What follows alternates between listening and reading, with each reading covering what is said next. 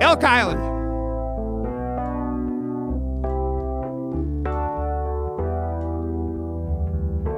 Set the mood, boys.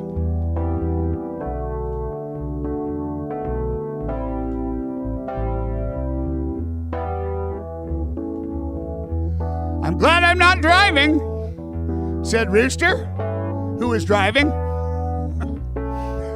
We were headed from Edmonton. We had LSD with breakfast.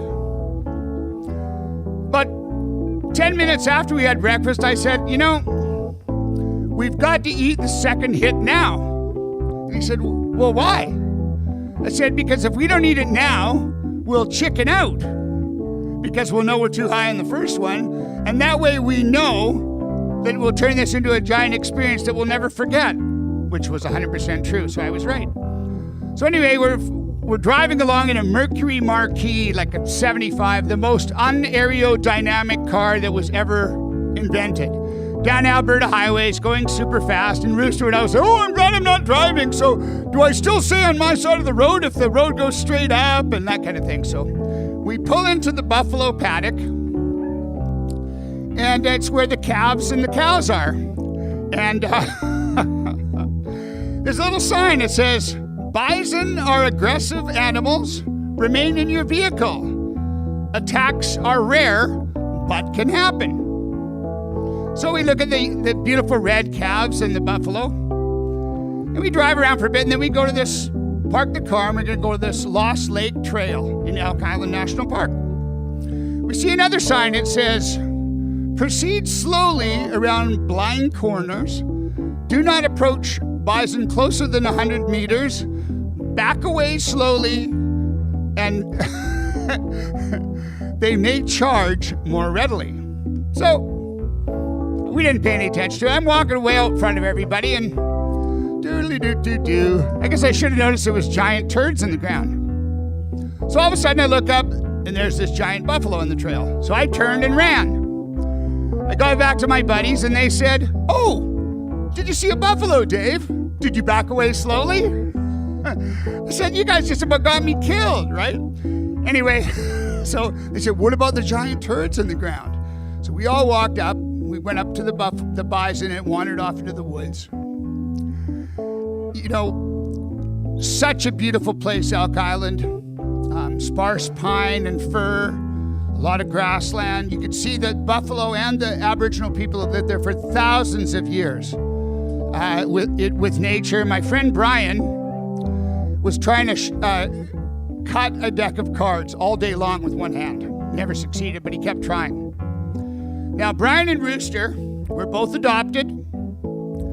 They were, like a lot of my friends, they were very interesting people and intelligent, but they had trouble fitting into mainstream society, to say the very least. Rooster grew up in a military family, and he learned all about military tactics, very interesting. And Brian bounced around from a bunch of foster homes until he became an adult, and I use the term loosely, until he became an adult. Both of them were members of Mensa. Now, you guys know what Mensa is, right? It's a club for geniuses, right? And they both drove taxi, because that's what Mensa members usually do, right? You can't have the Mensa member meeting on the last Wednesday of the month because it's welfare day and you have to drive your cab. They wanted me to join Mensa. They figured I'd pass the test, but I wanted to form another society called Densa for people of lower intellect, and our creed would be, there's a lot more of us. Anyway, so we wander around. What a day. So high.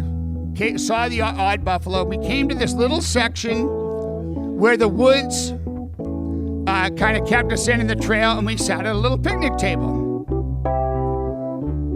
And then we could hear the buffalo, the grunting and snorting and coming towards us, and you could feel their hoofs in the hard ground. Okay.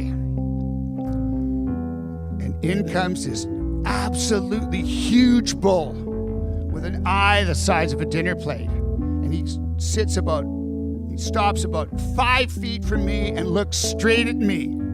And this was a case of interspecies communication. This is my wife and kid, you fat asshole. And I can flip that picnic table over and crush you in 2 seconds. Anyway, this bull's sitting me. Meanwhile, I'm high out of my mind. It's like, oh, shit. My friends are sitting there. Eventually, all the other buffalo passed by, and he wandered off into the meadow to graze. Then my friend Brian kept trying to get closer to the buffalo. He would move a little bit closer. The buffalo would stop grazing and look up. Then he would stop. I knew this wasn't going to work out, so I went down the trail, took off. A bull stopped in front of me, and I just stood there. I wasn't ready for any more hassle. And about 10 minutes later, Rooster and Brian come running up. Oh, well, the buffalo charged me. Well, what did you think it was going to do? Of course, that's how crazy this guy is. High out of his mind, challenged a buffalo. Brian, wow, what a guy. So we wandered back to the car, still pretty high.